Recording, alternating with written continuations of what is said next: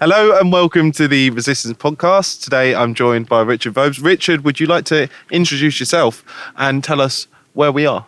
Certainly. Well, firstly, we are at the Sounds Beautiful Festival at Gaunt's House in Dorset. I had to think about that because we've been travelling around a lot. Testing you. Yeah, thank you very much. And on a beautiful Saturday morning, there have been a few pilots in the sky depositing certain things.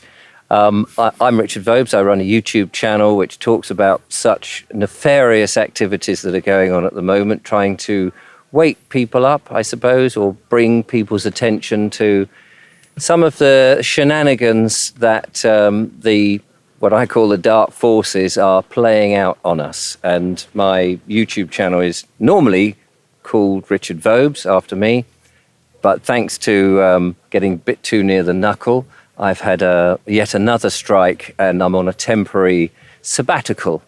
Although I have another channel which is putting the stuff on. It's also on Rumble and Odyssey and all of those. So the other channel's The Vobe Show. So. And if people want to find you, they need to go over there. And to be honest, anyone who's a viewer who hasn't seen you before should go over and check you out. And I'm very grateful to all those other YouTubers who have come to my support. We all do that when this happens to people, and we all tell, because we often have a lot of crossover audiences and say, oh, this has happened. Because the thing when you do have these strikes, and this is what I think the audience probably don't appreciate, is you get locked out completely from YouTube. You can log in and look at stuff, but you can't put a message on the community tab. You can't say to people, I've been banned. You can't even unlist a video that you may have loaded up that is ready to go and make public. You can do nothing. So you do feel very impotent when it happens. Yeah, it's mad because you can't even let people know. You just have to sort of, I mean, you can try and put some stuff out on Telegram, but it's almost like people have to hear through the grapevine. Absolutely. Right? It's like you've been incapacitated and you're in the hospital. Often people think, they email and they say, Richard, are you okay? You've not put out a podcast. Now, I put out regular podcast. I do a monologue in the morning, and usually I have an interview in the afternoon. And people often say, oh, it's too much content, Richard. But that's just the way it's been. But if you suddenly stop, they think, oh my goodness, what's happened to you? And of course, in this game, a lot of people have been silenced, shall we say. And that will be the sort of message you'll get. Have you been silenced? Have you been done in? Are you okay? Well, we are being silenced in a way, not being done in. We've not been Julian Assange yet. I mean, they did try and put me in prison. Did they? Yes. Oh, yeah, they had stitched me up for 2 times assault on an emergency worker when they beat the living daylights out of me, 12 yards or something from the Mother of Parliament. Gosh. Yes. That's you're a naughty boy. And it's mad because then they set me up, and this is the way they do it. They set lots of different people up. Yes. I've not had, I'm not asking for it, by the way. And Universe, please. You've missed out. I've missed out on that fun. I mean, I've just had the simple being banned and what have you. And occasionally having perhaps a slightly dodgy guest who may not have understood what we were talking about. And on those occasions, I'm ever so polite. But the interview doesn't go out, which is why I always record them rather than make them live, because you never quite know. Some people are, a bit, they think they know what they're talking about, and then you realise, actually, I know the audience will either really get into you, or they'll look at my channel and say, God, Richard, why have you got him on? Because they're not really... They haven't cut the mustard, I suppose. How many people are aware that I've now started to imbibe with a pipe? Yes, there's a few. Since I heard that nicotine is actually very good for you, and I've always been one of those people that's admired the old film stars that like to smoke a pipe. And you see it in all the old black and white films, don't you? Leslie Howard in Pimpernel Smith. With his pipe, and I like reading the old books, and they're always talking about, we packed up our pipe and we had a little conversation. So as soon as I realised that actually nicotine is there to actually help you, especially if you've had a bit of shedding from somebody else who's taken one of those little, and Spike protein. Thank you very much for the correction there in the corner. I'm not sticking to the script, am I? I'm so sorry. That's all right, I don't care. And so I thought I'll imbibe on a pipe, you see, and I've always fancied that because it's, it kind of matches the image a little bit, I wanted to ask, you just got out your lovely pocket watch. I did. Yeah. Where did you get all of this style? Where did it start? Did you start with just one slightly, eccentric tie, and did it build from there? Is it eccentric? Is that what this is? I think it's great. I think it's lovely and traditional. I used to run at the channel as the Bald Explorer, and we were exploring heritage, landscape and nature, and England was something that I'm very proud of, and being English. And England is the country that's always being run down. Scotland are allowed to have their traditions and customs, Welsh the same, and Ireland and so on, or Northern Ireland, whatever. But English, we're encouraged to be British, as if that covers our heritage. But British is not English, and so I'm proud to be English. Do you not think that it's a sort of umbrella which includes the 4 or even more different nations? Because you've got the Isle of Man. No, British. Do you think that's an umbrella term? Yes. So you've got English underneath it, you've got Scottish, yes. You've got Welsh, you've got English Irish. is its own country. Manx, and you've got Channel Islander, sort of Norman. Yeah, but England is its own country. Yeah. But, unless there's a football match, flying the flag, the English flag, the St. George flag, is seen to be a right-wing statement of a nationalist nonsense. And I wanted, in a way, to sort of reclaim what it was to be English. Now, depending on where you live in England and how you're brought up, will define how you perceive England. So some people may perceive it as very working class, others might perceive it as being more like very toffee, and many will think of it as a sort of a middle class amalgamation, I suppose. And then there's historic English. So I wanted to find something that just suited me, and I've always had a few waistcoats in the collection, as it were, in my clothes. And then as I was on the English journey, if you like, I started to think, what just suits me? And also running a YouTube channel, you're trying to get hits, you're trying to get people to see you. And I wanted something that would catch and be a bit iconic, because I was aware that you've got to do the thumbnails and you've got to see something. And I thought, I'm going to be an Englishman. And, I mucked about with top hats and all this sort of stuff. And I thought, actually, walking about the countryside on a hot, blazing day in a top hat might look a bit ridiculous, especially as other walkers in their Peter Storm sort of millets or whatever, mountain warehouse gear might look at me and run a mile. Whereas actually, if I encountered people, I would often sort of talk to them and get them on the video. So, the top hat disappeared. But just dressing up. And also, I think there's something nice about being presentable. And I feel that we just dress now a bit more slovenly. And I in a way, without saying anything, without moaning about it, I just want to be able to say, hey, look, I present myself. Lead by example. Don't go around telling people you've got to dress like this. But you can lead by example. I've started doing the same thing. Have you? I always used to be really scruffy. And it's actually just the last few months launching this podcast, I've gone, okay, let me put on a suit. And I've noticed that there are 2 people. There's me and there's Pete over there, the only 2 people wearing a suit at the festival. But I like it. Yeah. I like it. It's nice being well dressed. And the other thing, sorry. It affects you mentally. Absolutely, yes. I was going to say the other thing is I come from a theatrical background, a performer and all of that. So you always put on a costume when you perform. And in a way, because I'm putting myself in front of people in their living rooms as people. I mean, the most funniest part is when they say, I've seen you on the telly. Now, I never think of myself as being on the telly because I'm on YouTube, but people have these televisions and they watch now YouTube on the telly, so I am on the telly. But to me, it's you're presenting yourself, and you try to present the best self you can. And that's how I was brought up. We didn't have a lot of money. But when people came round, you presented the best, because people are making a snap decision about you. And I want them to make, maybe the snap decision they make about me is I'm some raving eccentric who dresses in a very strange way. But that doesn't really matter.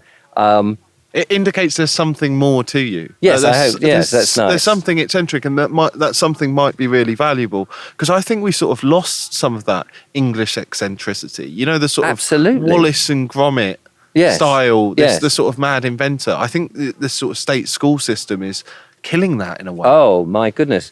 And you see, you've hit there the nail that a lot of what is going on, the deliberate policies that are going on in this country and around the world, is blanding everything. The uglification of Britain has been going on for ages, in which in the old days you'd have all these beautiful country houses. So here we are at the beautiful festival with this wonderful Gaunt's house, fantastic old country house, run actually by an eccentric. He's quite a character. I haven't yet met him. I'm desperate to meet him.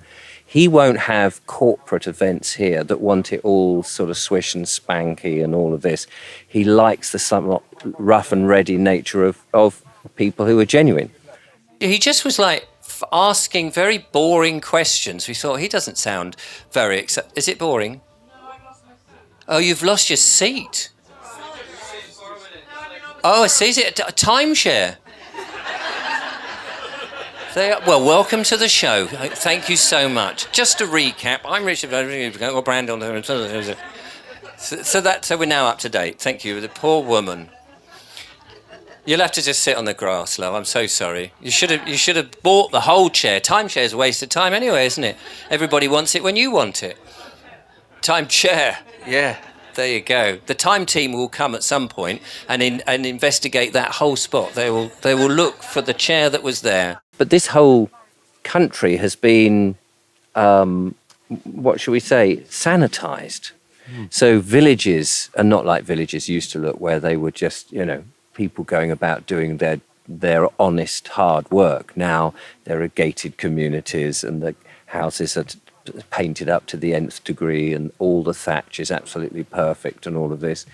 And that's nice in the villages. But for a lot of people in the town, the buildings, the good, interesting buildings, especially in the 60s, were all knocked down. And we see bland buildings going up with mean windows. People are living in rabbit hutches with no gardens and sometimes no parking in these, I call them concentration camps, because they're a concentrated number of houses and they remind me of prison. And these are so-called affordable houses that no one can really afford. Well, I call a lot of the high-rise estates that you get all over the place, I call them Soviet style. Yes. Because they are Soviet style. It's that brutalist architecture, straight lines, steel, glass, no curves, no aesthetics. And aesthetics is what raises your vibration and makes life interesting. If you go around and look at some of the Victorian utility buildings, such as pumping stations that they used to have, and you see the brass, you see the pillars, you'll see all sorts of ornamentation, only to be looked at by the workers who are going in there to shovel the coal and maintain these coal-burning pumping stations that would deliver water or whatever. And yet they are things of beauty. Now, if you go and look at what is supposed to be an industrial building, like, say, an Amazon warehouse, it's just a box. It's bland, it's boring. And the poor sods that work there can have no sense that there's anything for them there. There's no pride.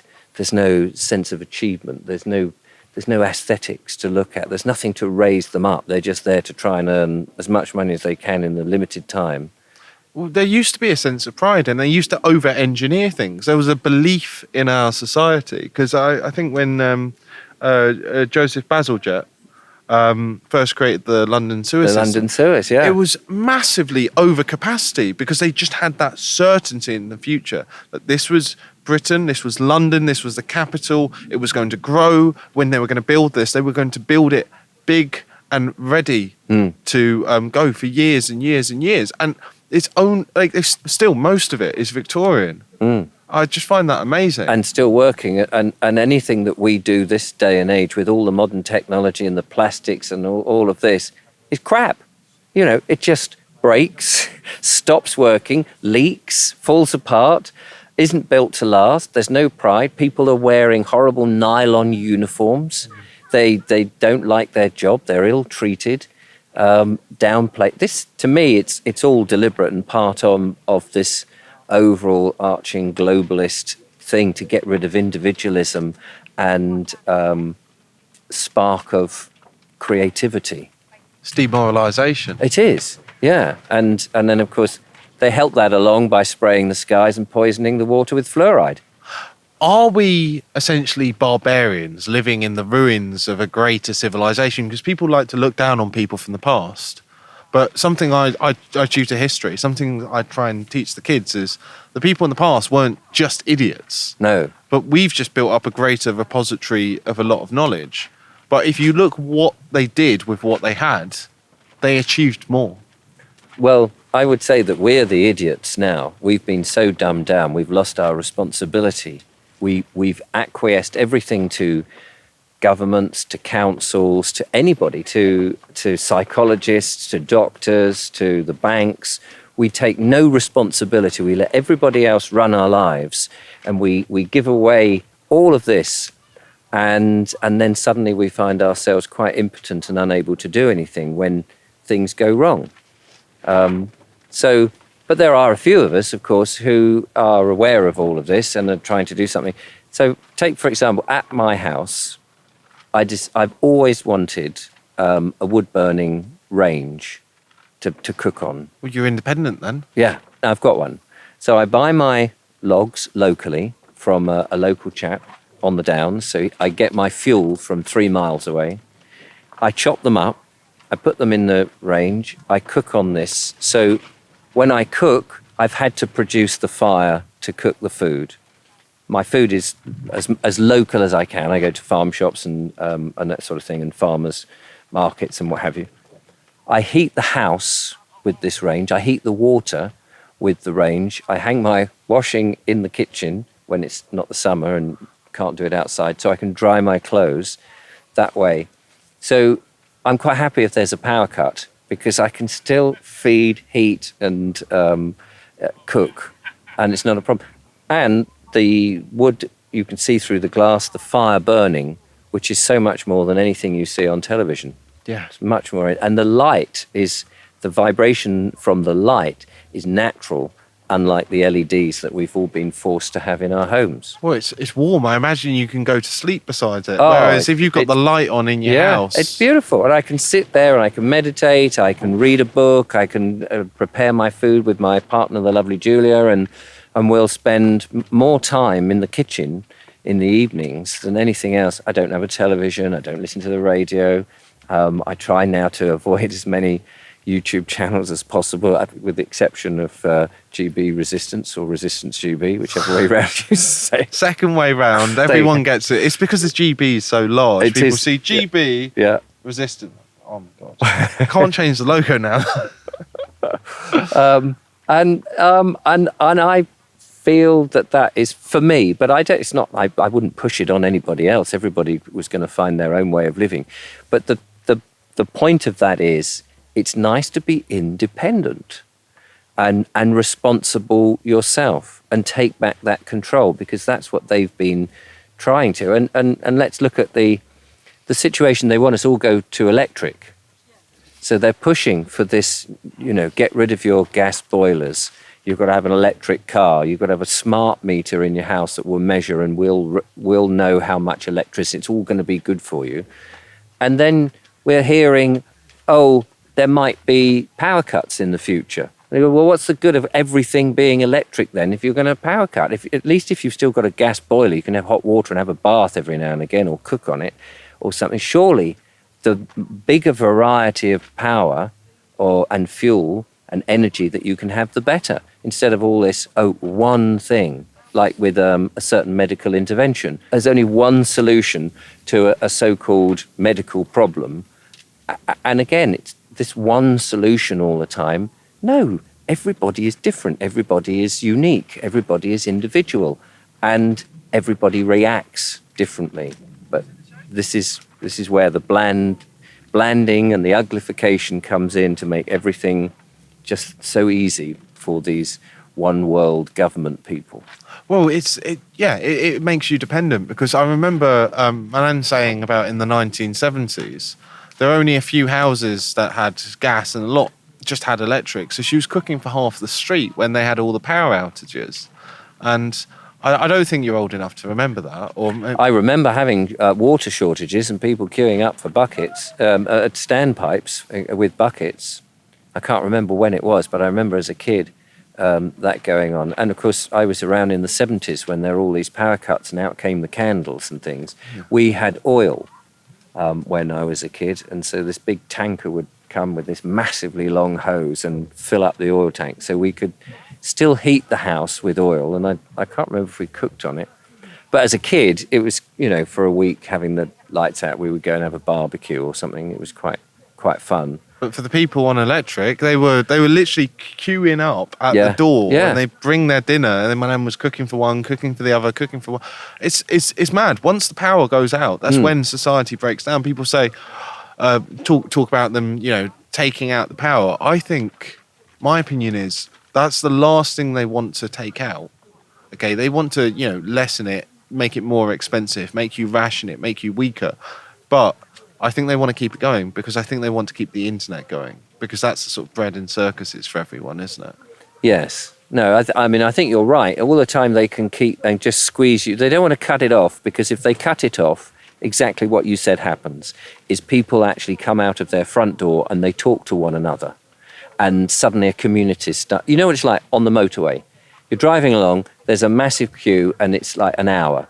People start getting out their cars and you start talking to the bloke next to you who earlier you were going, oh, you just cut me up, I'm going to get in front of you, all of that. But you start talking to people and you might shout, I've got an apple, do you want an apple? And it's just natural, people get on with people. And if you took away the government, we would actually be so much better anyway, but that's another story. And I think that would be the thing. If you had a power cut, people would come out, they would help one another, they would see who needs something. Oh, actually, I've got a little gas stove at home, or I can do this. And you would look after. So they don't want to do that. They'll just keep you just on the edge so that you can just manage. Oh, and by the way, can you pay your taxes? And they're a little higher this month because, there's a shortage. 50% tax everyone's paying. The highest since basically the Second World War. Yes. It's mad, isn't it? Yes. Best not to pay it. Yeah, well, that's the answer, isn't it? Because we never had this in tradition, and you said you had this love of England. I'm wondering where it came from. Did you grow up in the countryside and just fall in love with it? Were you brought up to be patriotic? I lived in a town called Horsham in Sussex, and where we lived, we were in a cul-de-sac in a modern 60s house, and it backed on to an old farm. And as a kid, there was this old doddery farmer who died. And the farm was abandoned for most of my growing up. So we used to play over the farmhouse, in the barns, make camps and all sorts of stuff. And it was great fun. And also, I think my interest in history started because round there in the River Arun was there. We used to dig up old bottles. We would find old clay pipes where the old ploughers would be ploughing the field with a horse and plough, and you'd find these old clay pipes, mostly broken, but occasionally you might find a whole one. But, they'd be ploughing and they'd break it, so just throw the thing away. So you'd find all this stuff. And for me, that's the element of English history that I'm really interested in, is which is why, going back to the land now, so many people are interested in it. It's in my heart. It's so ingrained. And of course, I read lots of these old farming books from the 1930s of those days when people lived in these villages, and as you mentioned before, electricity was coming into a village and people were very suspicious. And they survived without electricity, or they survived without gas or mains water. And we can't imagine what that's like now, not having those. My kids could not imagine, and they're in their 30s, would never imagine what it's like not to have the internet. But I remember not having the internet. You see, I'm from the analog world. I remember just about what it was like. I think I'm the last generation to remember what it was like roughly before the internet. And Yeah. anyone after me, that's it. There's just no memory And of so the kids world today, before. you see them. My partner, the lovely Julia, his son, like so many, are so dependent on their phones, on their tablets, on their laptops for everything. And again, that natural ability to work things out for yourself or to go and ask somebody,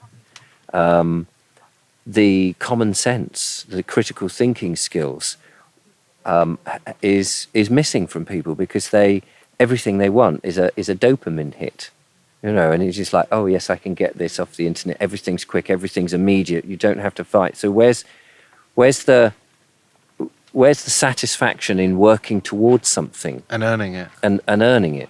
I think a lot of people need to learn that. What do you think is special about England? What is it that sets England apart? Is it just that it's your home, or do you think there's something more to it? That's a really good and difficult question to answer because I think everyone would have a completely different spectrum. For me, and I've read books written by various different people trying to pin what it is that is to be an Englishman or to what England is.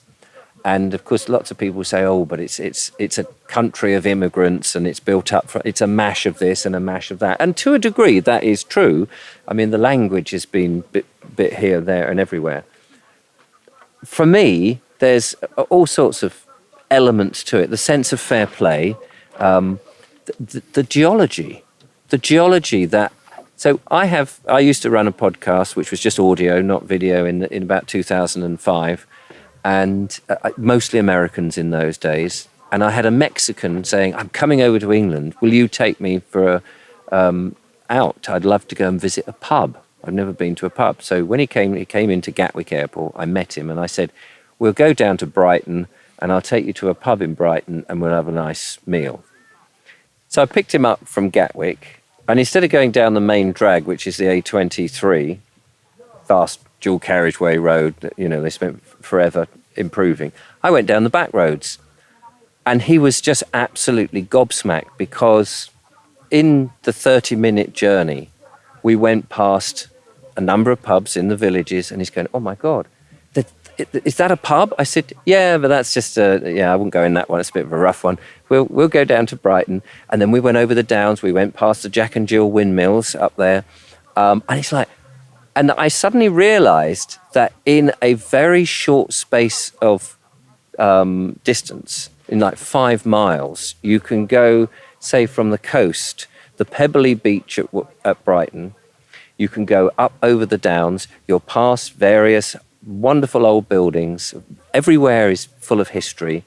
Up onto the chalky downs, get the sort of beautiful farming, come down the other side, experience more villages or a town that's bustling, and even then see, the element of a fast, boring road. But to me, the geology in England is what makes it. So down on the south coast where I am, very chalky, flint, clay.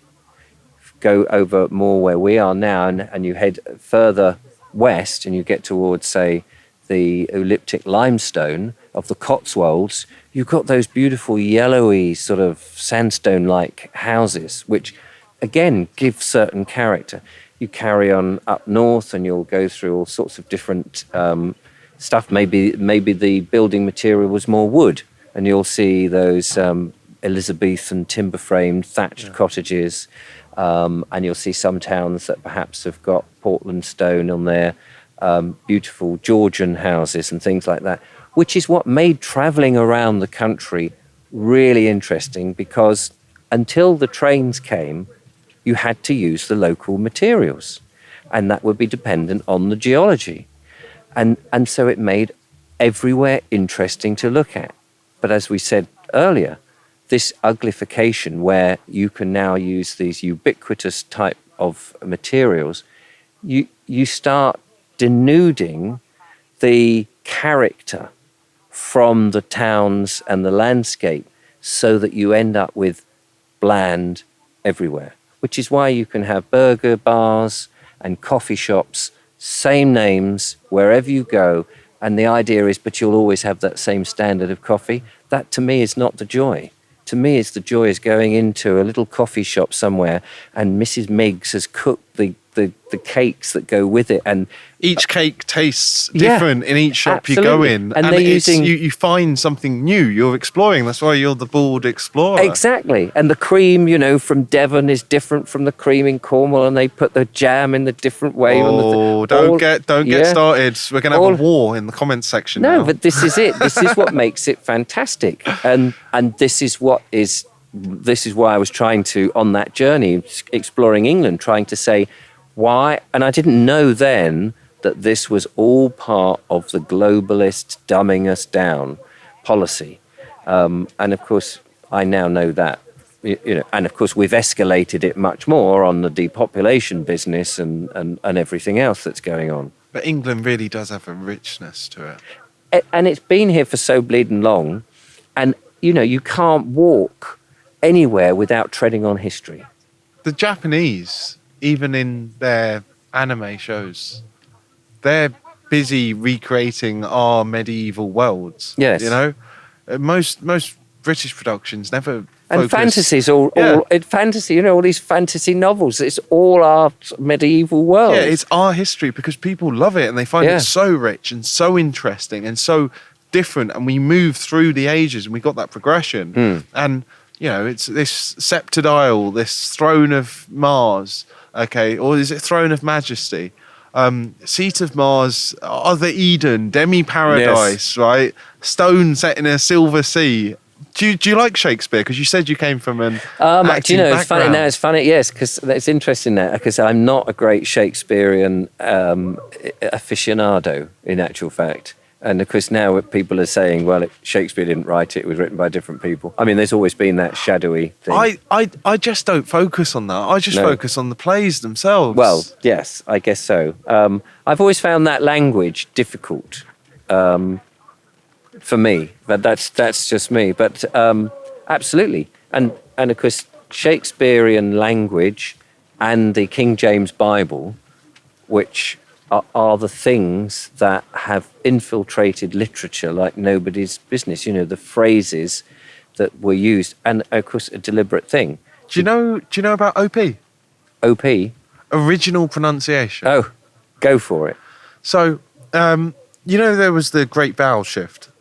Go on. So the Great Vowel Shift was when I have heard of this, but we I can't remember. moved to received pronunciation as opposed to some of the regional accents, My especially. husband and I. Yes.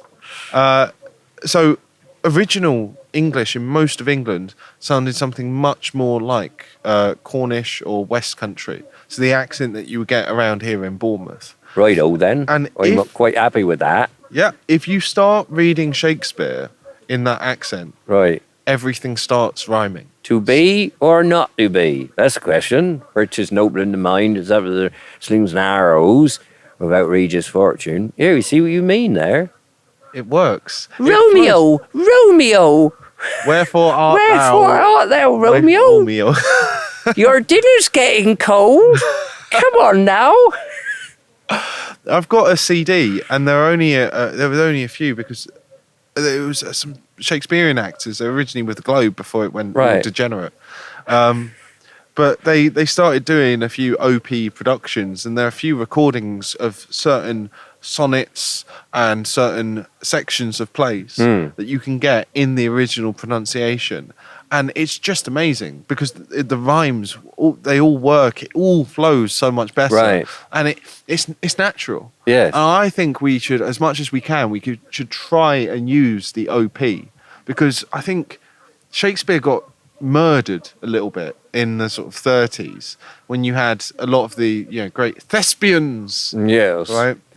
And they overacted a lot of it. Yes. And they over-dramatized a lot of it. I'm very stiff upper lip. I'm terribly English. I say, old chap. Yes. Sha. Have you ever seen the Hollow Crown adaptation? Of, No.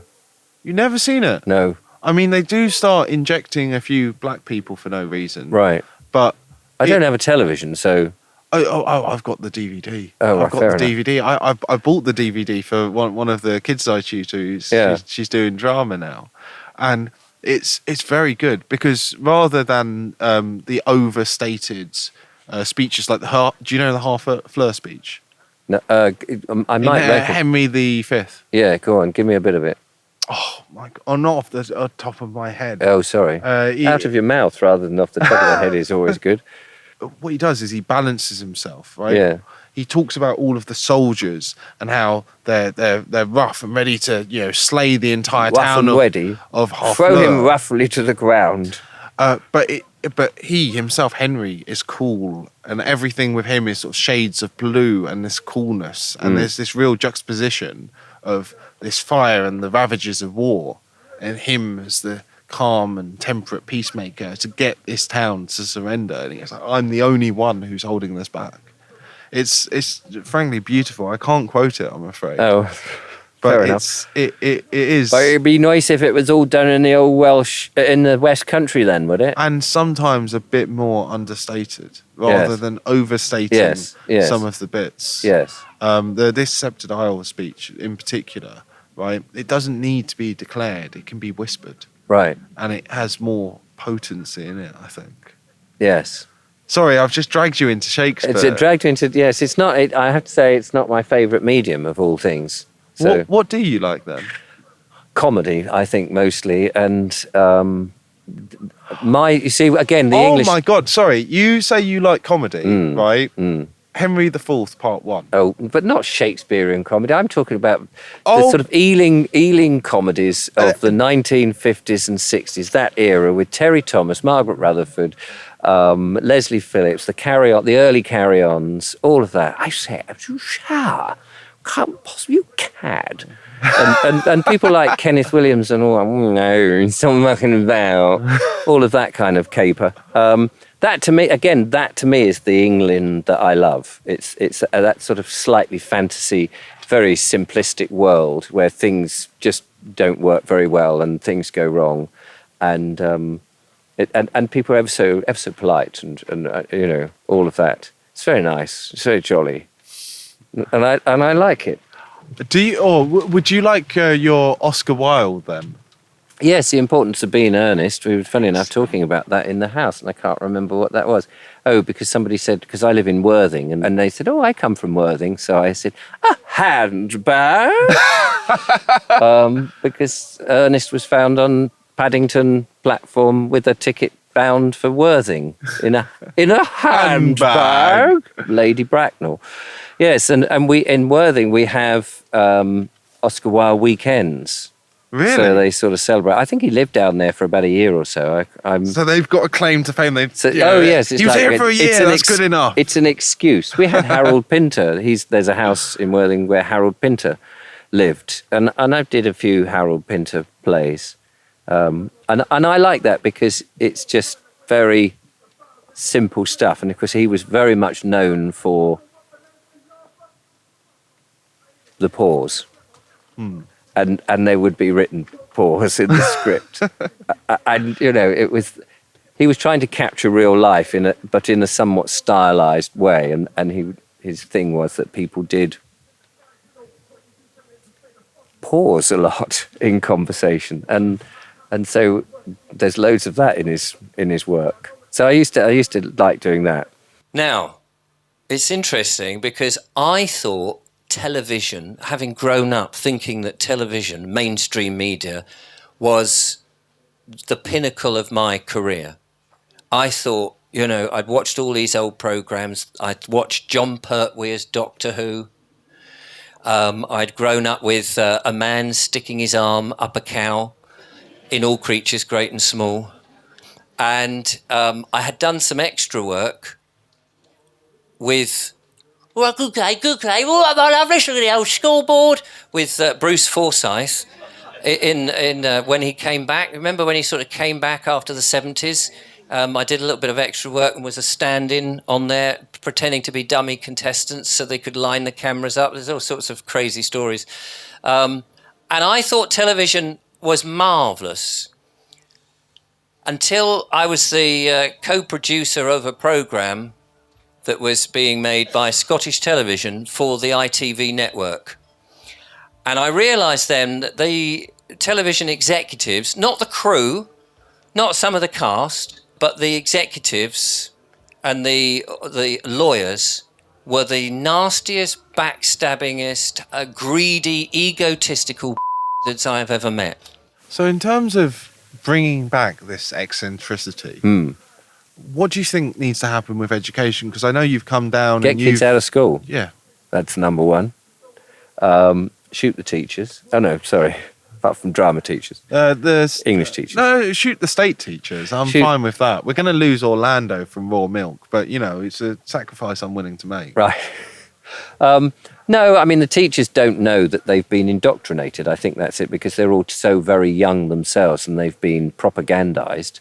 But anybody who is teaching a young child in any capacity how to masturbate, in my world, it should not be teaching. That is that's something for behind the bike sheds, isn't it? The kids can work that bit out for themselves, I think, mostly. Most of us did, of a certain age. You know, you don't really want your mum and dad to tell you that, but you don't want the teacher to tell you it, for goodness sake. And especially when they're so young as and well. when they're so, they shouldn't be thinking about sex. I mean, sex rears its ugly head everywhere. Keep children as innocent as you can for as long as possible. Don't indoctrinate them. Nobody needs to put their hand up to say, do I have your permission to let the body do an act of nature, like empty my bladder? Nobody should have to ask to do something which is perfectly natural. This is how humanity has been got through the school system, and people like Alan Watts was saying this in the 60s, you know, you're always being prepared for something, the next thing. You're born, you're prepared for kindergarten, you go through kindergarten, prepared for school, you go to school, you're then being prepared for perhaps secondary education or university, you're prepared at university for work, and then you go to work and you're working, and in the end, you're preparing for your retirement with all this savings and stuff. And then when you get to retire, you're too bloody old to do anything and you die. And you never get there. The point being, we should be living our lives right now, because now is the only time there is. Yeah, I was speaking to people last night around the fire, and we were talking about how people had essentially been robbed. With the wealth that we've got in this country, you know, people could be on, you know, a 4-day week, but people are spending 50% of their income on rent, a lot of people. Well, people could be not working at all. And when I say not working, they could just follow their passions. Now, there's a lot of people whose passions are growing and growing food, husbandry, looking after things, maybe making things with their hands. And they may do that in the daytime, but you wouldn't necessarily call it work if it's your passion. What I do, talking to cameras and coming around now doing talks and things, I don't really call that work. I mean, it's just fun. It is. And and the fact that sometimes people pay me, or sometimes YouTube manage to sort of make enough money to pay me, is the bonus. Yeah. But I think everybody should be following their passion. This whole idea that we've all got to work when we've got one iteration of this existence that we're in, never mind whether you're going to be reincarnated or whatever else there is. Let's make this fun. Let's enjoy it. Talk to as many people, have a party, sing around the fire, play a piano, whatever it is, and enjoy life. It shouldn't be a misery. And yet we've got this whole sort of, oh yeah, but you have to work, you have to do this, and you've got to put money aside for your retirement. I haven't got a pension. I don't care about any of that. I've been self-employed pretty much most of my life, and being self-employed means you live on your wits. You know, I don't know where my next job's coming from or what's going to happen around the corner, but I'm living today. Well, back in the day, people used to raise their kids, and then their kids used to look after them if your kids like you. And that's an incentive to raise your kids properly, have them like and respect you, because you teach them things that they will remember. Your community, every your time local they community. do that thing, they'll remember, oh, I remember that was my family that taught me to do that, rather than some, you know, state school teacher, and they barely get taught half of what they need. Yes. And then there's some state school teacher who they've, you know, had for a year, Okay, maybe they quit halfway through the year because it happens a lot at the time. But look at the university that Tony Blair, education, wanted everybody to go to university. Why? Did he really want lots of thousands and millions of academics walking about sort of just pontificating about things? Or was it really about separating families so that I live down in Sussex, so my child might go to Leeds University, 5 hours away. And after 3 or 4 years at university, that child who's grown up and has got friends and made his roots there now lives in Leeds. And so every time I want to see him, it's 5 bloody hours away. And then if he has grandchildren there or he gets work over there, it's still 5 hours. So the families are being split up. Now, fortunately, my son actually went to university in Southampton, so it's only an hour away, so it's not as bad. But so many families are so split up. And I think that's a deliberate policy because, as you so rightly said, in the past, many families lived in the same street. They would get the house next door or 3 doors down and, oh, is it Mum? Can you babysit tonight? I'm going out to the flicks. It was all what people did. Because you didn't have a telephone. So if you wanted to contact someone, you had to be close. You didn't need a bloody telephone. I mean, now I'm in this situation with all this stuff. I'm trying to get rid of my mobile phone because A, it's listening to me and spying on me and telling me what I ought to listen and how my lifestyle should be. And so I want to get shot of that. And of course, with all that dopamine hits from, oh, look, someone's liked my YouTube channel, someone's left a comment, all this, you're just going, don't leave the bloody thing. Do you ever do the thing where you open your phone to do one specific action and then you see something else and you go into that and you go into that and you go into that and then you go, okay, right, I'm done with that. Yeah, and then it was an hour. And then but the thing is, you haven't done the thing that you started with. Oh, right. So you've just lost all of that time. Yeah, and I'm funnily enough, I am quite self-disciplined. So I am the one that can go into the supermarket for just one item and go into the supermarket and get that one item. Now I don't go to the supermarkets at all. I won't support the big corporations, so I don't do that. I do have to buy big brands occasionally, but I'll go into the little corner shop and buy the stuff because I don't want to be videoed. I don't want my digital IDs taken, my facial recognition, all this sort of. So I won't go in these places. As soon as they and of course, I don't want to put stuff in the self-service and all that and put people out of work. So and I don't want to eat processed food with all these chemicals in them. Thanks very much. So I boycott that, and I think anybody who does boycott the supermarkets is doing a good thing because eventually they'll realise actually if no one's buying the processed crap, maybe we need to make money. Maybe we better have the organic, healthy, locally produced, wonderful stuff like raw milk. Oh yes. Well, I was upset there was no raw milk, but we'll have to have some for next year, I think. Yes. What they need is a nice Jersey cow here. Get a milkmaid. Absolutely. Raw milk would be good, wouldn't it? Do you think if we gave the dark forces raw milk, they'd probably shrivel up and die, wouldn't they? Their bodies wouldn't know what to do with it. You go out into the street and I would see people going about and going, do you not know? Do you not know what's going on? Have you heard about the Klaus Schwab? And people are like, what the loony, get out of it. And so I realised it's not just the audience here, but it's everybody else, the non-playing characters who have yet to sort of work out.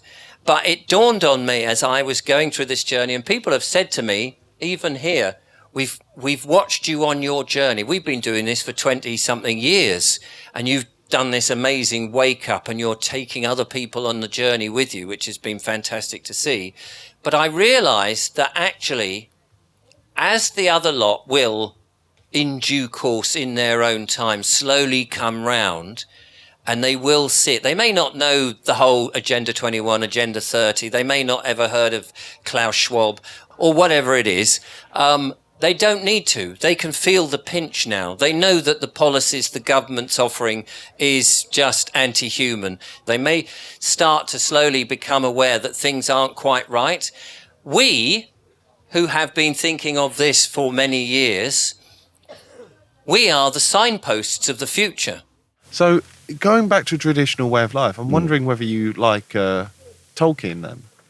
Do you know, it's funny, again, I read The Hobbit, I read that at school, and I would love to have read Lord of the Rings, but the thing that put me off is I never got round to it.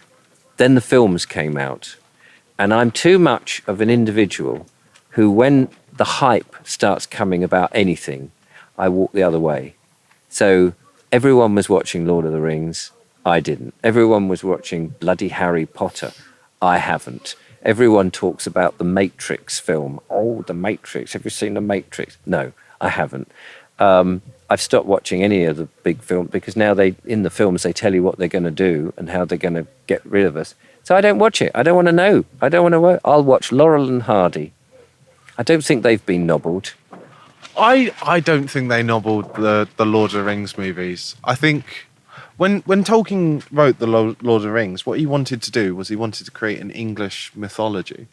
So many things are based on the English mythology, and he essentially reinvented what elves were, and you've got a lot of parallels. You've got the sort of men of Gondor, who you might say are more like the English. You've got the elves, who are more based on the Welsh, and you've got these hobbits in the Shire.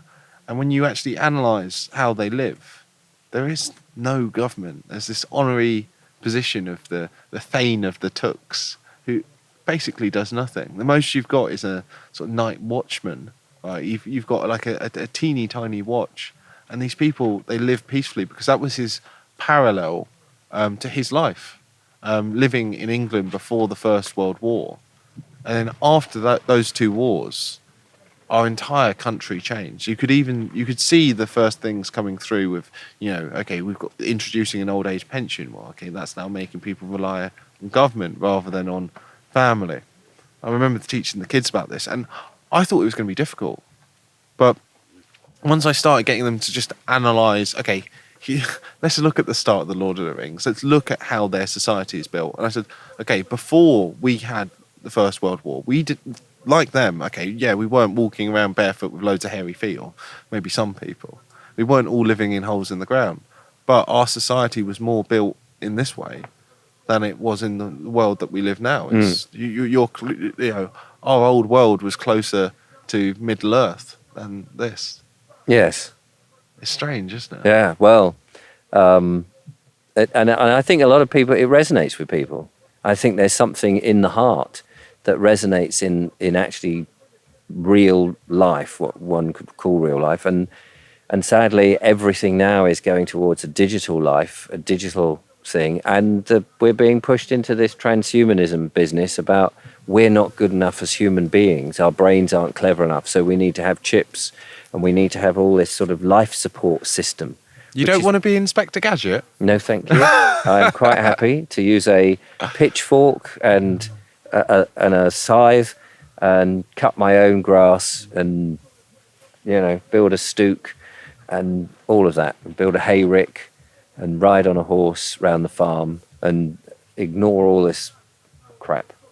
So where do you see things going in future? Do you see a victory for us? Do you see things course. going down first and then back up? What do you see happening? I think there'll be a split in the types of people that will carry on. There'll be those that are so brainwashed that they're so impotent they won't know quite what to do. I think there's us lot, and at places like these freedom festivals and these events and talks, and who watch certain things, who are the thinkers, and they may not yet be on the land setting up communities or in the part of that or pushing back against council tax or the corruption of the police and stuff, but they've thought about it. And I think what's going to happen, there'll be something, or a series of relatively large events, and people will start to become aware of the great harm that's happened to them, and they'll be confused as they start to learn everything's upside down now, or is actually the right way round, and they've been lied to. And I think what our job and our role is to be the signposts, because we've thought about it. We've done the common sense thinking. They don't need to know about Agenda 21, Agenda 30 and depopulation and all of this. They just need to know, what do we do? How do we survive? When the money collapses, should we go to CBDCs? What should we do? Should we buy gold? Should we buy silver? Should I trust my neighbor? All this sort of stuff.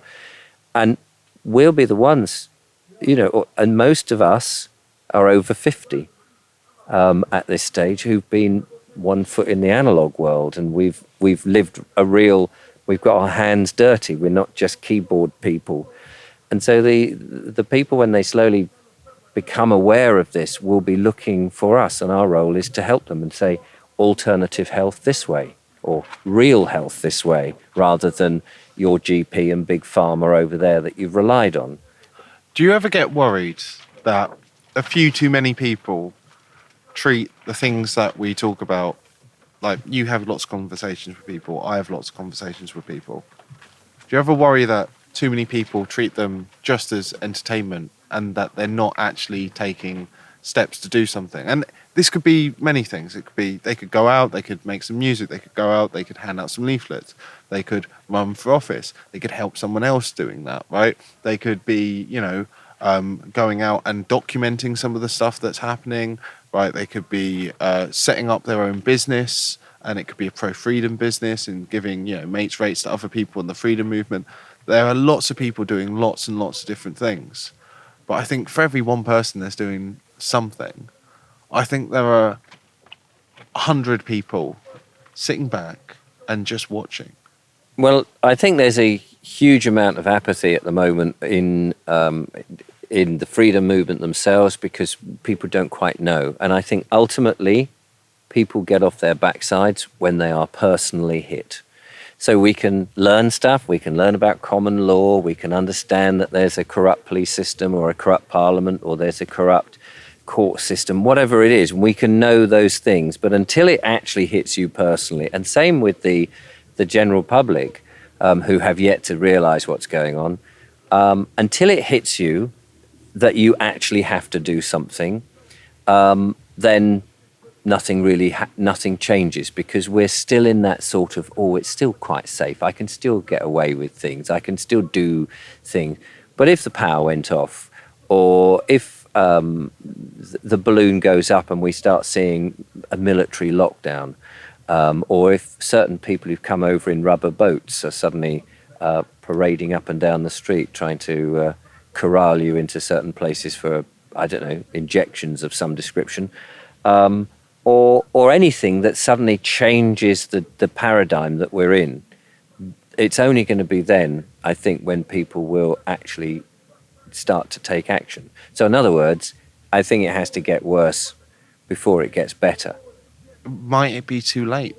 Well, it might. I don't think it will, because I think the monster's already dead. The head's been cut off, and what we're watching is the monster die in the flails of death. Its tentacles are all over the place. So the more they attack us, the more desperate they are. I think so. I mean, we're seeing everything. I mean, the fact that people can't see it in huge numbers. I mean, you only have to look up and you see the sky being sprayed in your face. The water is being poisoned. The money system is being challenged. Every policy the government has offered us in the last couple of years has been anti-human policies. No one's asked for 5G. No one's asked for surveillance as you go into supermarkets. No one's asked for all this stuff, yet we, 15-minute cities, no one's asked that we do all this. And it's all like, but it's all feel good because of global warming, and we're following the science or obeying the science, as I mentioned earlier. And yet nobody's going, what the hell are you talking about? Because we've been made so dumb that nobody's prepared to stand up and say, no. Actually, let's just remind ourselves how democracy works. What it should be is that we, the people, in our boroughs, in our parishes, in our shires, go, this is what we want. This is how we want to live our life. This is the sort of policies that we want. We go to our representative and say, here's our list of requirements, thanks very much. Take that to the executive, go up to the House of Commons and say, this is what we want down here in our shires, because we're paying you, remember. You're using our money, remember. You're getting us into debt with our money, remember. And go and do the bloody stuff. But what have we got? We've got it the other way round, where they're saying, you're going to have this, and if you're a very good boy, you can have this too. And if you're a naughty boy, we'll take you away and we'll lock you up. And I remember Chesterton was talking about this 100 years ago, saying it's upside down. 100 years have passed and we're still in the same boat. And people are still going to go to the polls, an opinion poll, at the 4th of July and show their opinion. And they're going to think it makes a blind bit of difference who gets in. And of course, it's not going to make the blind bit of difference because the leader's already been selected, the policies are already ready to go, and people are too dumb to see it. I think we should probably have a none of the above box, and they do have that in some places in America. But why would Why would you acquiesce? Why would you lower yourself to their jurisdiction to go into the polling booth and go, yes, I'm going to agree to your jurisdiction by putting my X on the box? If the country did not vote, or significant numbers did not vote at all, and no one went to the polls, how could any government say we've got a majority or there is enough people? How they couldn't. They lie. They just say, look, if these people chose not to vote, then we don't care. That's what governments do. Governments lie. I think the whole thing of not voting, I've got to be honest, I don't think it costs you anything. I think saying that, okay, you need a certain percentage of people, they will just carry on. Well, they're going to do it anyway. They're going to carry on regardless. They're going to do it anyway. So why give them the legitimacy of it? I'm voting against them. Every time I vote, I'm voting for some sort of alternative. So let me ask you this way. I know you want to wrap this up, but let me ask you it this way then. If the Reform Party were taken out of the equation, and Nigel Farage and all of that, what do you think the country generally would do? Do you think that there would be a great eager to have Keir Starmer run the country, or would we want another 5-10 years of the Conservatives with dear old Rishi? I think if you took Reform out of the equation, you get a lot more votes for the Workers' Party. I think you get a lot more votes for independents. And I think a lot of people, where they didn't have that option, wouldn't vote. But I think the best option is to... My rule is I will vote for someone I believe who will make the country better, right? And that's my line. If I believe that someone's going to make the country worse, they say, oh, vote for the lesser of two evils. No, I will not do that. If it's between the options of two people who are going to make the country better, and I think one is the more likely candidate, I'm like, okay, so long as things go in a good direction, and I genuinely believe that it's going to go in a good direction, I might pick the one who's got a better chance of winning. Okay. But I will not vote for someone who I believe will make the country worse. And that's my thing. And I don't think it costs me anything. No, it might cost your children's future. I think they'll just carry on with what they do. I think it's like if you don't turn up to jury duty and you say, I don't want to opt into this system, well, you've missed an opportunity there to save an innocent person from being convicted. You can sneak off, you can make up an excuse, you can basically blag your way straight out of it. But I think you've got an opportunity there to make some difference. We can all recognise that having Andrew Bridgen in Parliament has been useful in some way. You may say it's not, changed everything, but it has helped wake people up. And I think going for people like Andrew Bridgen or people like David Curtin or even some of the people in Reform are absolutely excellent. I'm not saying it's a big tent, but I do believe that some politics can have some effect. And I think it's our last hope to do that before it turns to violence. And, I'm happy to, fight back against this tyranny. But I would like to avoid a war if possible, because it will be horrible. We can see in Israel, Palestine and whatnot, and Ukraine and all around the world, in Northern Ireland. It's bloody, and we want to avoid a war. But, I'm ready to fight one if necessary. You might be of the age for national service. I'm not fighting on their side. I think I'm already doing some of my national service. Are you? Well, I've been, attacked, framed, beaten up, smeared, job opportunities. You lose a lot. That's just the audition, mate. Yeah, it is. I think we should appreciate what we've got for the moment. Definitely. It won't last forever. But So what's your advice to people? What's the best way to fight back, do you think? Well, I think that if you think of the government as the Titanic is on a destination to hit an iceberg. It doesn't matter to me if you change the captain, you change the crew, or you change the passengers. It's going to hit the iceberg. The iceberg has been put there by the people above the government, the dark forces, the WEF, the WHO, the Bank of International Settlements, the Club of Rome, all of the Freemasons, the Lucifer, whatever you want to call them, however you want to group them together. The people who really are controlling everything, they've put the iceberg where it is. So you can have Mr. Farage or whomever steering the boat, but the boat will go in there. My thought, and so it will sink and people will be looking for the life rafts. And you know who's going to get the life rafts? All the millionaires. So I think you need a different boat. You just need, so government and the way we've been doing it for the last, 400 years has come to an end. The two-party system, the first past the post, all of the pantomime of the whole thing. I think that time has gone and we need a completely different way of governance, not government.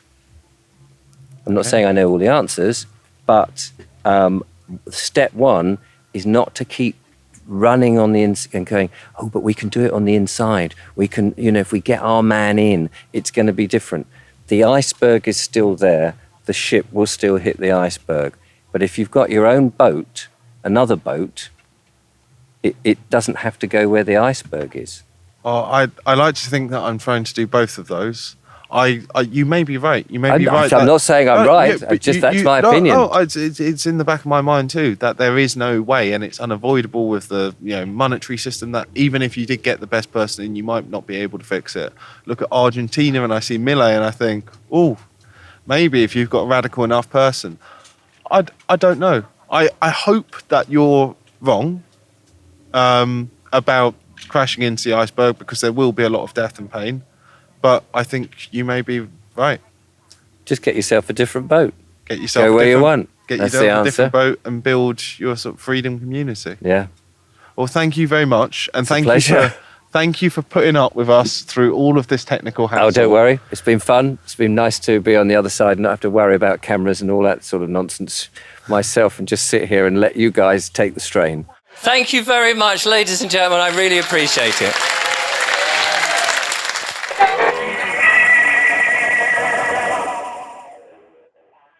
Thanks for watching. Please give us a like, a share, a subscribe, hit the notification button if you would like to help. We've got a Patreon and a Subscribe Star, so please head on over there and pledge us some support if you want to keep this journalism going. We've got a professional studio here and we could do with your support to keep these great conversations coming.